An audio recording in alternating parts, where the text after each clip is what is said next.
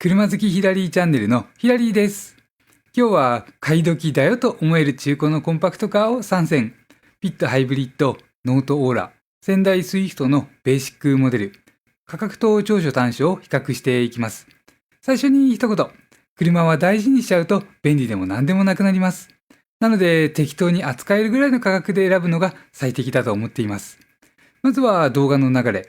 それぞれ端的に特徴を挙げて、その後に1台ずつ乗って感じた長所や短所をピックアップ。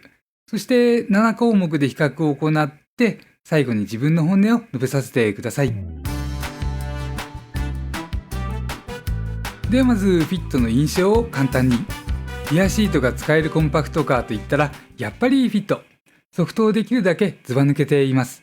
また燃費性能は当然高くて、1台で多くを賄える車。駐車場が狭くて大きな車が止められない方の選択肢にもぴったりです。さらに不人気で安く買って、もしこの先ガソリン代が爆上がりすれば最高の選択肢をしたねと自分を称賛できます。一方で弱点的な部分もあるといえばある。ハンドリングと EHEV に関する部分でドライバビリティ良くないなって思うところもあります。自分的には弱点といえば弱点なんですけれども、こうした劣る部分を逆手にとって車を手なずけて走らせたい、そうした楽しみもできます。続いてノートオーラ。こちらも万能系のコンパクト。ただし方向性が異なります。上級セダンからの受け皿的な特徴が強く感じられて、日産のラインナップに絶対必要と思えるコンセプト。志高く、あっちもこっちも欲張り的な性能が網羅されている。ただし、どうしても小さい車ですから、走行フィールで犠牲になる部分が出てくる。走り優先なのか、往年の上級者らしさが優先なのか、どっちにしても狙いすぎ。こうしたバランス感覚をそこまで意識しなければ、あっちもこっちも良いところばかり味わえます。また、主たる年齢層が高いみたいで、メーカーからのターゲットもそこに合わせてある。そうした雰囲気も強いです。それから仙台スイフト。ガラッと変わって豪華一点主義的なコンパクトカー。とは言ってもスイスポじゃないです。普通の 1200cc ベーシックモデル。リアシートが使えなくてラゲッジも狭い。内装シートやハンドル表地。これらの耐久性も低いと言わざるを得ない。でも年式によってはこのバランスはスイスポでしょって思える前後バランスの良さが味わえます。これは自分の知る限り、コンパクトクラスではスイフト、しかもこの方が特にというかもうこの方でないと味わえないくらいに思っています。また、日本におけるコンパクトカーというと、主たる高倍走は60から70台と言われています。そんな中でスイフトはバカバカしさが感じられる。それは実用性一辺倒でないところがその理由でしょうかね。そうしましたら1台につき3分から5分ずつそれぞれ見ていきます。まずはフィットから。狙いは2020年式の前期型。6年落ちで新車の半額。こうした車体が結構ありますからかなりお得感あります。6年で半額になるような車って実はそんなに多くないんですよね。具体的に見ていきます。まずは半額ってわけじゃないですけれども、大手の販売店で売られている車。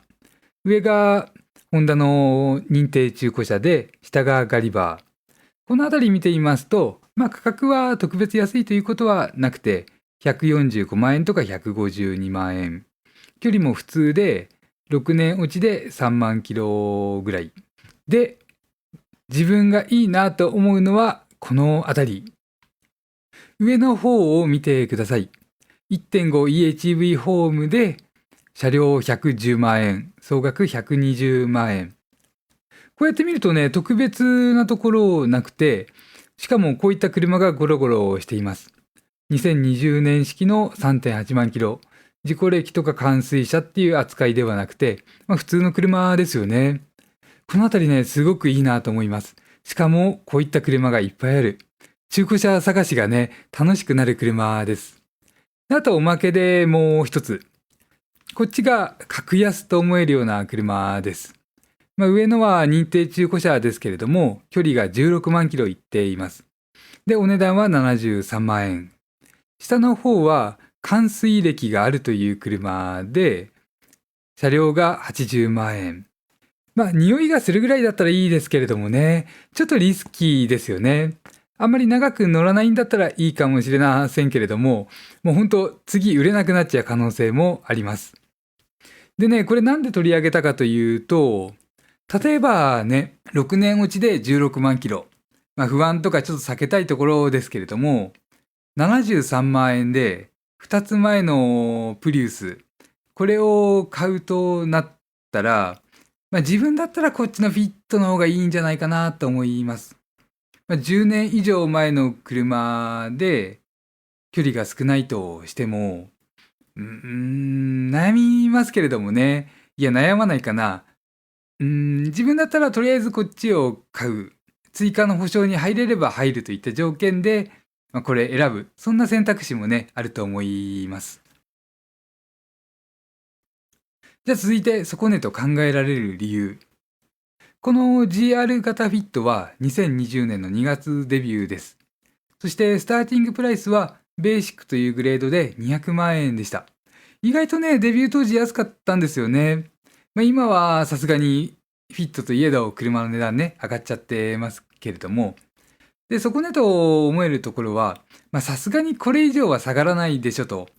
あとは乗り味に関する部分を軽く補足。乗り味で言うと、この型のフィットは大きなマイナーチェンジが行われて、心臓部が結構変わっています。EHV の熟成度という部分でマイナー後は大きくレベルアップしている。逆に言うとこの前期型はアクセルを大きく踏むとかなりラグがあって待たされて、その後にグーンと飛び出すような感じなんですね。ハイブリッドらしい力強さを想像していると、あれ違うじゃないかってね、なりがちです。ただそうは言ってもアクセルをあまり大きく踏まない時には力強いねとか滑らかだねって出ていく時もありますから、こうした点はね、アクセルを全開にしない人にとっては気にしなくていいポイントだと思います。同じようなところでもう一つ、ハンドリングの部分です。この方のフィットは車をロールさせるほどに走った時に車の曲がる感覚とロールしていく感覚でちょっと違和感を受けました。これ何台か乗ってもね、同じような印象です。で、まずこれで言うと、普通のガソリンモデルよりはこのハイブリッドの方がいい。違和感がないという意味です。でも、ロールさせるほど走らせる人にとっては、ちょっと違和感になるかもしれない。やっぱり逆に言うと、ロールなんて感じたことないわっていう方には大して気にしなくていいポイントです。あと面白いのが、後期型で登場する EHVRS。これはもう、あれですね。ロールして違和感出るんだったら、ロールさせなきゃいいじゃないかくらいのサスペンションが硬くなっていて、すごく楽しく走れる。この考えがね、自分は好印象というか好感を持ちました。一台で何でもこなせるとなったらね、自分はその RS を選びたいなと思っています。で、あとはね、リアシートの使いやすさ。これはもうどこでも言われていますけれども、自分思うのはただ広いだけではなくて、使いやすい。リアシートの足元は開けていて、すごくね、乗り降りがしやすいんですね。それから、フロントドアに対してリアドアの開閉感がすごく軽い。リアシートって通常、あまり車に興味ない方ですとか、お年を召された方が乗られることが割合が多い。そうした時に軽くドアを開けて楽に乗り込んで、しかもシートの座面クッション柔らかいですから、そこのふわふわのところにお尻を下ろして、で、ドアが軽く閉まる。この一連の流れがね、全部考えられたようにリアシートの使いやすさ考えられている。すごくね、いいなと思います。あとこのハイブリッドモデルは、実はね、乗り心地に言うと、フロントのサスペンションがね、動き方が気持ちいいです。軽くスルッと沈んで、スルッと戻ってくる。この良さは、ハイブリッドモデルならではの良さで、もう一つ付け加えると、最上級のリュクスだったかな、VGR という可変ギアレシオのステアリングギアボックスがついています。これに関して言うと、自分は普通の方がいいなと思っていますので、EHV ホーム、普通の一般的なグレードが最良かなって思っています。続いてはノートオーラ。オーラのデビューは2021年の8月です。なので、最も古くても5年経っていない計算。しかし、お得と思えるモデルが存在します。狙いどころは2022年から23年あたり。新車から3年落ちで100万円安いみたいなお得感を味わえます。具体的に見ていきます。大きいところの安定した相場でいきますね。これが、日産販売のお店です。2021年式 7.6 万キロ。これで147万円。総額で155万円となっています。新車から100万円以上安いですよね。少し距離は行ってますが、2021年式でお得と思えるのは2022年23年式あたりなんですね。で、これが2022年式と23年式。やっぱり日産プリンス販売で168万円。距離6万キロ。少し距離が減って年式は1年新しくなって、お値段はプラス20万円ぐらい。で、その下の車はほぼ同じ値段で、ダークなお色で 1.6 万キロ。すごい条件いいですよね。新車から100万円安くて、オプションがついていて、総額でも178万円。オーラって高いってイメージ先行していますけれども、この値段だったらいいんじゃないのって思えるような車です。で、あとね、もう一台。2023年式 7.1 万キロ。こっちは155万円です。色がシルバーなんでね、好きぶ好き、大きいでしょうけれども、155万円っていうと、100万円以上安くて、しかも3年落ち。で、そこねと思える理由なんですけれども、デビュー初期モデルの車と比較して、そこに覆いかぶさるように、2022年式、23年式が価格がオーバーラップしてきている。で、そんなに変わらなくなってきていますので、これはもう底値を表す兆候だと自分は思っています。なので、どうせ買うんでしたらね、2023年式買っておけば、次また売るっていう可能性も十分に考えられますからね。すごくお得です。で、あとは乗り味に関する部分。ここはね、やっぱりオーラというと静粛性。しかも、リアシートの静粛性で言ったら、もうズバ抜けています。300万円以下だったら、もう変わりがないのはもう間違いないほどですし、自分がリアシート静かだなって感じたのは、このオーラと、あとはプラス200万、300万出して、クラウンとかになってきますから、リアシートの静粛性で言ったらね、もうオーラかなり選びやすいというか、積極的に選びたくなる車です。で、それ以外も、上級セダンからのダウンサイジング的な、日産がフーガとかなくなってスカイラインもあんまり売る気がないような感じで、もうモデル10年以上経っている。そうした層を引き込むのに、このノートオーラというのがぴったりね、それに合わせて作られたような車です。上級セダンらしさというのが結構あって、でもエンジン3気筒ですから、そこはね、どんなに静粛性高くても、やっぱりブルブルとかブイーンとしたところは出てくる。でもそれを除くと、かなりね、あっちもこっちも上級者らしく作ろうねっていう感じが、すごくね、欲張りにできています。で、欲張りにできている中で、一つね、どうしようもないところもあって、ごめんなさい、まずはちょっといいところね。E パワーがすごく強力です。加速力強くてレスポンスもいい。ただ車は前後に全然揺れないんですね。あえてわざとドッカンドッカンと離して踏んで離して踏んでって繰り返しても車は前後に揺れない。車全長短いですから物理的にはありえないですよね。でもそれをサスペンションの作り、あとは足を固くして作り上げている。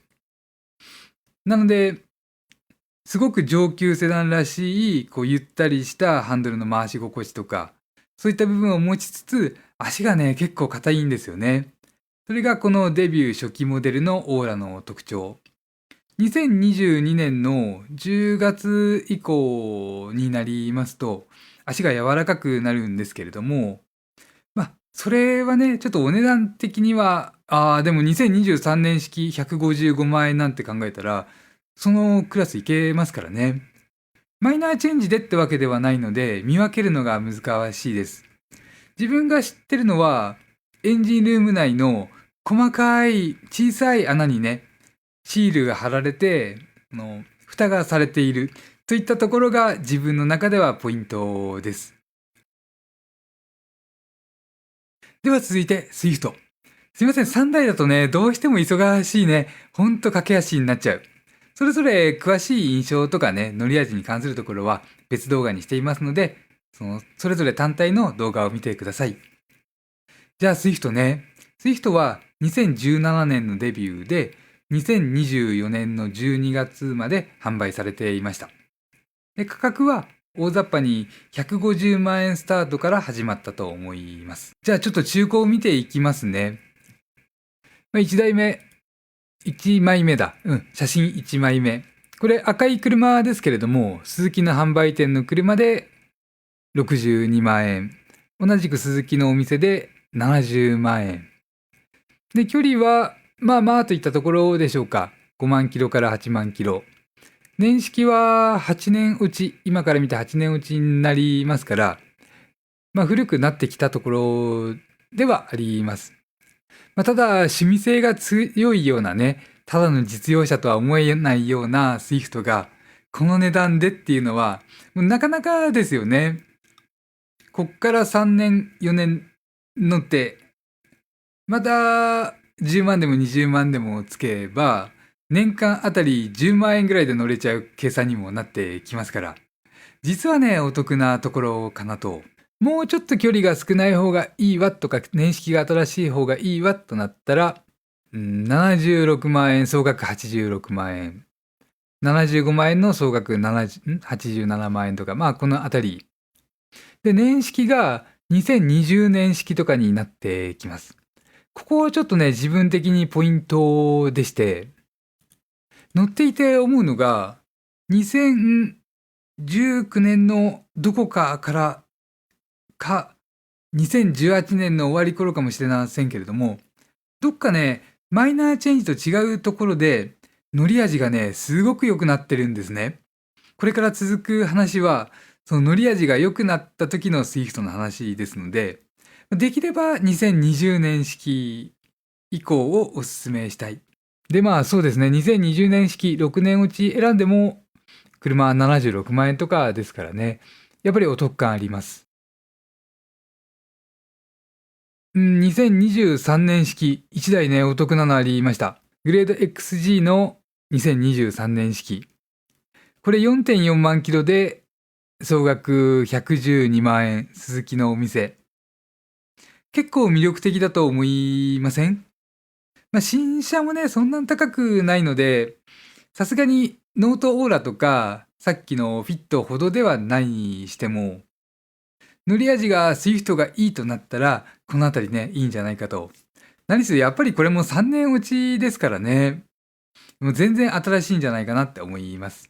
これはなんで用意したかって言ったら、自分の特選車か。そうだそうだ。距離 2.4 万キロ、2024年式。2年落ちです。2年落ちの 2.4 万キロで、総額117万円。で、鈴木のお店ですから、結構ね、探すのこういうのあるんじゃないでしょうかね。しかもボディカラー黒ですから、不人気色から見れば10万円高くてもおかしくない。ナビがついてるだけでもかなり中古車ってお得感出ますからね。で、ちなみに、もし自分が選ぶんだったらこれというのがね、ちょっと雑談で、スイフトスポーツ 8.4 万キロ修復歴ありだけれども、総額106万円。このあたりだったらスイスポ選んでも良さそうですね。それ以外の一般的な玉というのはかなり高いです。もう割高で絶対中古じゃ買わないよっていうような値段がしていて、そんな中でこの車がね、マニュアルです。6速 MT で6年落ちで100万円ぐらいと考えたら、好き勝手に遊ぶのにはね、もうちょうどいいんじゃないかと。100万円でおもちゃ買う感覚で、しかもまたこれ売却できますからね。スイスポはもう神話化されてるような車なんで、といったところでね、安い理由は、トヨタとかほど影響力がない。どうしてもコンパクトカーだとトヨタ、ヤリスとか強いですから、そうした層からはちょっと見向きもされないといったところがね、スイフトの安さの理由かなと。で、乗り味に関する部分で言うと、デビュー初期モデルではなくて、2019年式の途中からあたりの車がすごくいいです。何がいいかって、車がこうロールって言って横に傾くとき、フロントとリアが同じようにピタッとこう傾く。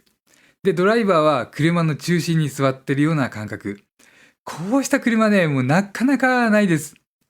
リアサスペンションが動く車が増えてきて、リアがこう動く気持ちよさを味わえる車はある。でも、車全体がね、こうピタッとこう一体感があって、体の一部になってるように曲がる車というのはそうそうない。しかも、1200cc のベーシックな車でそれが味わえる。ここがね、スイフトの最高なところです。もうハンドリングがいいとかね、もう単純にそういう言葉自分使わないんで、何がいいかと言ったらもうここがめちゃくちゃいい。で、その代わり弱点的なところもね、感じています。今までにこの方のスイフトは、覚えてるだけでも6台乗っています。で、距離が多かった車は6万キロぐらい。で、6台中の2台が、本側の表面が剥がれていたのと、あと鈴木車全体として、シートのクッションがちょっとね、へたりやすい部分があるんじゃないかなっていうのを感じています。ハンドルの皮というのは、いわゆる普通の革にペンキみたいなもので上に塗装がされていて黒くなっているんですね。でそれがペロッと剥がれてる車が2台あった。偶然かもしれないせんし、偶然だとしたらちょっと確率が高い。であとシートのクッションに関しては、自分大体何に乗っても運転席とシートのクッション性、柔らかさ、硬さというのを手で触ってこう見るんですね。そうした時に鈴木の車はちょっとね、初期のへたりが早いんじゃないかなっていうのを感じられますし、そのあたり気になられるようでしたらね、運転席と助手席で座ってみる。で、どういった使い方がされているのかなってこう想像するのも楽しいかなと思います。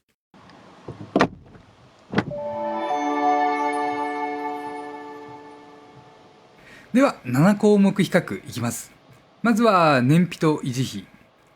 燃費で言うと、フィットハイブリッドが一番良くて、次いでノートオーラ、そしてスイフトになりますけれども、面白いのは条件によってはスイフトがオーラに並びます。渋滞中はもうね、これはもうハイブリッドの特段上、スイフトじゃどうしようもないんですけれども、田舎道とか深夜帯に走るんだったら、スイフトがね、30キロぐらいの燃費で走ることができちゃうんですね。これは、ある程度燃費運転が得意でないとっていった条件つきますけれども、そうでなくても結構いい勝負するんじゃないかなっていうのがね、スイフトの特徴です。で、あとはね、維持費で言うと、オーラはタイヤが大きかったと思います。なので、タイヤ買うと高い。中古車見に行ってタイヤが減っていたら、というかもうそこはもう必ず確認してください。で、タイヤが減っていたら、お店の人に、タイヤを変えてくれたら買うよっていう条件を、もう必ず述べてください。それによって無料で変えてくれることがあれば、追加1万円、追い金1万円で買えるかもしれない。どうなるかわからないですけれどもね、とりあえずそこは、これじゃ買えないよっていう素振りを見せつつ、タイヤ高いからっていったところを、もう十分こう雰囲気を出して伝えてみてください。で、続いて快適性。乗り心地と静粛性で言うと、乗り心地どうでしょうかね。オーラをデビュー初期モデルから2021年式に絞って言うと、フィットのフロントシートが一番いいと自分は思います。逆に静粛性はずば抜けてノートオーラですね。で、スイフトは快適性はね、多分そんな高くないなって思います。6万キロぐらいでタイヤも減っていると、ゴロゴロ感とかザラザラ感が目立つんじゃないかなって思います。で、運転の楽しさ。これに関して言ったら、涼しい顔してシューンと加速していくような気持ちよさで言ったらオーラです。もう大きい車のいいところってね、ほんと涼しい顔して加速してる気がしない、同乗者に気づかれないで強い加速ができる。この魅力はあるんですけれども、それがこの小さなオーラでも味わえちゃう。これを楽しいと思ったらもう絶対オーラです。もうこれ100万とかの値段でどうこうできるところじゃないですからね。逆にさっき述べた前後バランスの良さから来る気持ち良さ。結構こうクッとね、素早くハンドルを切っちゃう人だったらとってもわかりやすいポイント。同じスイフトでも車全体のレベルで言ったら新型のレベルが高いです。もうすごくね、レベルが高い。ただこのね、気持ちよさ、それを楽しさとして捉えると、この仙台スイフトがわかりやすい。そこがね、あります。で、次の項目が、リアシートとラゲッジ使い勝手。これは、フィットかな。どうしてもね、オーラも悪くないです。塗り王子とか悪くないですけれども、自分思うのはフィットが抜けています。で、ラゲッジの開口部の高さとか考えても、大きいもの積むんだったらフィット。小さいものだったらオーラが飛び出る心配なく積めるという良さがあって、スイフトはね、もうここはもう最低限です。国産コンパクト全体で見ても、一番ちょっと劣るかなと思えるようなところ。で、内装質感と装備。これはどうでしょう。で、ノートオーラ。これはもうね、もう同じコンパクトカーと言っても一クラス上でしょって思えるような。そもそもスノーノートでも一つ頭抜けていて、さらにそこからもう一つ抜けるような加色がされますから。で、あとメーターとかもすごい先進的というかね、輸入車みたいで、もう人によってはびっくりしちゃって、こんなの怖くて乗れないよって思っちゃうような質感。それがあります。ただ、年齢層は少し高めのアプローチをしているので、流行りっていうか何でしょう。こう思い立ってオーラ欲しい、オーラ欲しいっていう人が、後で、そう、お友達からね、じじくさいって言われないような、そう言われてもいいよ、好きなんだぜって言えるようなところでね、選んだらよろしいかなって思います。で、リセールの予想。これ、どうでしょう。フィットからいきますね。リセールは、フィットがリスクが大きいです。今回、ボディデザインがあまり人気がなくて、そうすると磁気型はシャキッとしたスタイリッシュな形で出てくる可能性が高い。そうなったらガタ落ちでしょうし、逆にガソリン代がこれからボンと上がって、いくらと言ったら190円、200円にまた近づいてきて、それをキープするようだったら、いや、その底値が上がる。といったところでどっちに転ぶかね。リスクが大きいです。で、ノートオーラ。これはね、効か不効か、日産が今元気がないですから、しばらく売り続けられると思います。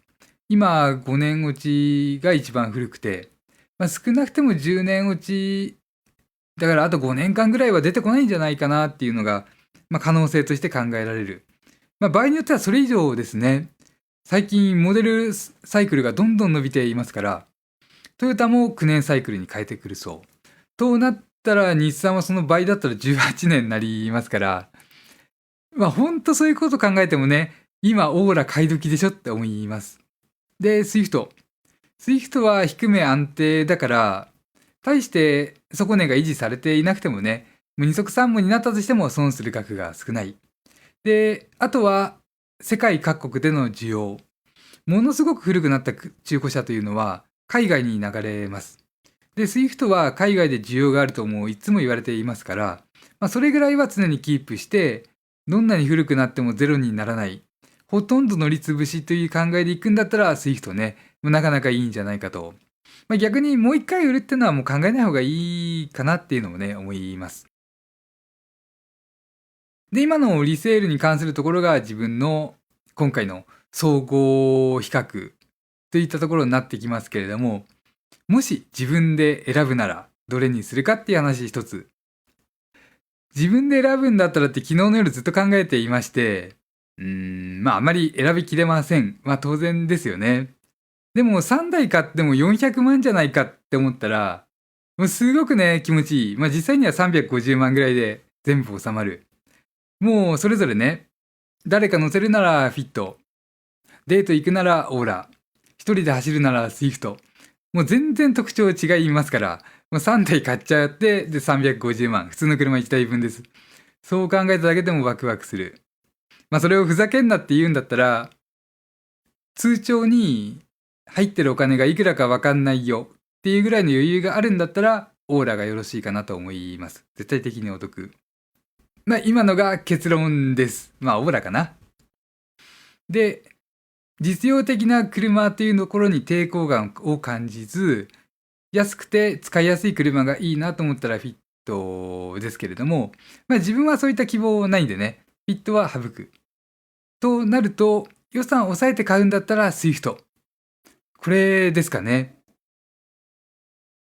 じゃあ最後、自分の本音です。こういう動画を作っておいてなんなんですが、背中を押すとかいう気はございません。じっくり選んで、お得な時期に買ってほしいというのが一つの本音。中古車って傾向があって、5月と11月は値を下げる傾向があります。これは自動車販売をしていた時の経験談です。今2月で3月4月と続き、中古車が最も高い時期になります。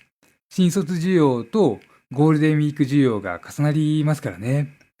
なので5月のゴールデンウィーク明け、ここまで待てば、もしかしたら10万円値下がっている可能性というのがあります。10万円分仕事するのって大変でしょ？ YouTube だったら20万回再生相当です。もう一つ、すべてが求められないコンパクトカーだからこその楽しさ。長所短所がはっきりしていて面白い。人間だってそういう人の方が楽しいですし、抜けてる部分のない人間といたって疲れるだけですよね。長く愛せる人っていうのは、どこか抜けてる人、自分ヒラリーみたいな感じって言ったらね、冗談ですけれども、そして好きなところへ好きな時間に移動ができる。この魅力はどんな車だって変わらず堪能できます。さらに友達いれば楽しい時間を共有できる。この魅力だけはどんな車だって一緒だと付け加えさせてください。以上、車好きヒラリーチャンネルのヒラリーでした。